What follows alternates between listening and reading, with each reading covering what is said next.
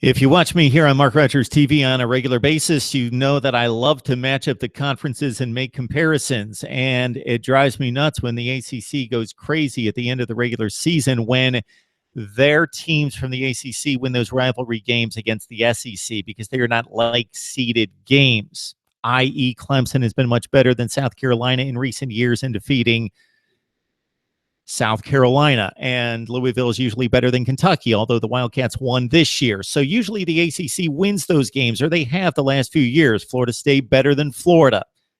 Not like seeded games, but mark one up for the ACC as North Carolina State completely outclasses Vanderbilt at the Independence Bowl, and unless somebody has scored in the last 50 seconds, final score 42-17, Mark Rogers TV with instant analysis, and it starts with Kyle Shermer, the Vanderbilt quarterback.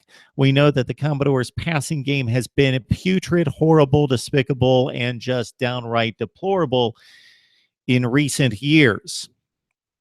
And we've seen little life from it up until about a month ago. So today we saw the Kyle Shermer of his freshman campaign in 2015, or the Kyle Shermer of September, not November Kyle Shermer, when for 4 consecutive games, the Vandy passing game came to life and was more than capable against the likes of Auburn, Ole Miss, Missouri, and Tennessee. The last game mentioned there, Shermer threw for 416 yards and upsetting the Vols 45-34. But on this day against a North Carolina State defensive front that is highly touted as possibly the best in the ACC, and most likely the best in the ACC outside of Clemson and Florida State, 19 for 47 for 153 yards, no touchdowns, and 4 interceptions.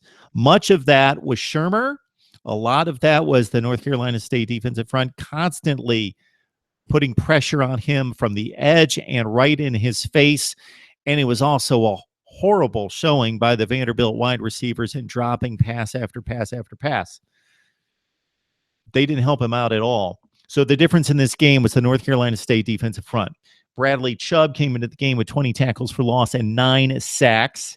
He and Josh Jones will look into their NFL draft grade and will decide by mid-January whether they're going to move on to the next level.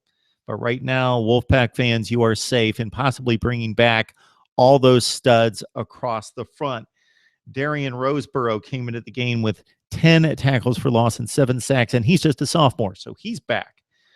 We saw the combination pressure and interception that broke the game open early in the second half from Josh Jones and Justin Jones on Kyle Shermer, and that was one of the key plays to the game when it was still 14-3 and still somewhat of a football game.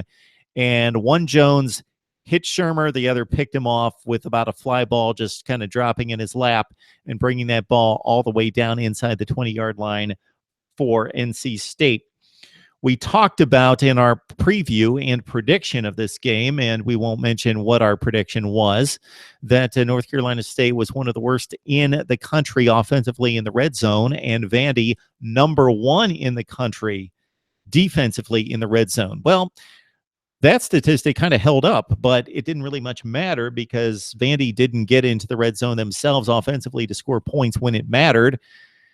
And offensively, North Carolina State scored from distance. Courtesy Jalen Samuels. Repeatedly couldn't be caught in space when it mattered, turned in some brilliant playmaking in the open field against the Commodores, who are usually very fundamentally sound, athletic enough to bottle up somebody like him. 6 catches for 104 yards and 3 touchdowns for Jalen Samuels. Also, Naheem Hines kicked in with 6 catches for 69 yards, and Hines had the backbreaker for the Commodores, or against the Commodores, because this game was 3-0 Vandy. They looked like the better team for the first couple drives of the game. Then North Carolina State, after the first quarter, kicked it into gear offensively and really shut down with that defensive front, controlling the game, shut down Vandy's running game, although Ralph Webb, 21 carries for $111, doesn't really show that he was really contained for much of this game, although he did pick up some yardage. So North Carolina State moves it out to 7-3. They moved it out to 14-3. There was a key play when it was still a 7-3 game, and Trent Sherfeld, the Vandy wide receiver on the jet sweep, wasn't really pitched like a jet sweep, but it was the jet sweep action with a handoff going to the left side, 45-yard run down to the North Carolina State 11-yard line. So it's a 7-3 game late in the first half, 7-3, right at the 11-yard line. Then what happens? Sherfield makes that play in the running game. Then he drops a sure touchdown pass right in his lap. And of course, Vandy misses the 27-yard field goal, and it was still 7-3. And from there, Jalen Samuels does his thing from 55 yards out. It's 14-3. Then it's 21-3 after I mentioned the pressure from Jones and the interception from the Justin Jones to break the Commodores back. Another huge play in this game was after Kalaj Lipscomb went 71 yards on a punt return to get Vandy inside the 5-yard line, and then the Commodores took it in. Kari Blasingame with the touchdown, and it was they had some life at this point. 10.5 minutes left to play. Vandy cut it to 28-17. Then they kick off, and Nyheim Hines brings it back 100 yards. Game over, 35-17. And then to make matters worse and throw a little salt in the womb, Niles Clark, pick 6 off Kyle Shermer in the final minute, 42-17. NC State, again, we mentioned the studs along the defensive front. Most of them are coming back. There are some decisions to be made by Bradley Chubb and also the Jones brothers.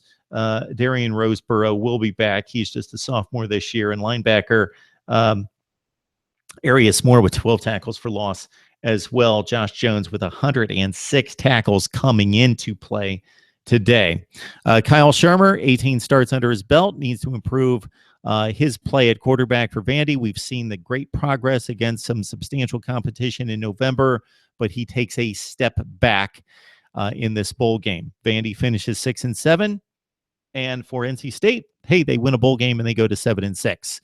Would like to hear from the Wolfpack fans and also the Commodore fans, college football fans. Speak to us. That's what we're here for. We love to discuss and debate it right here on Mark Rogers TV.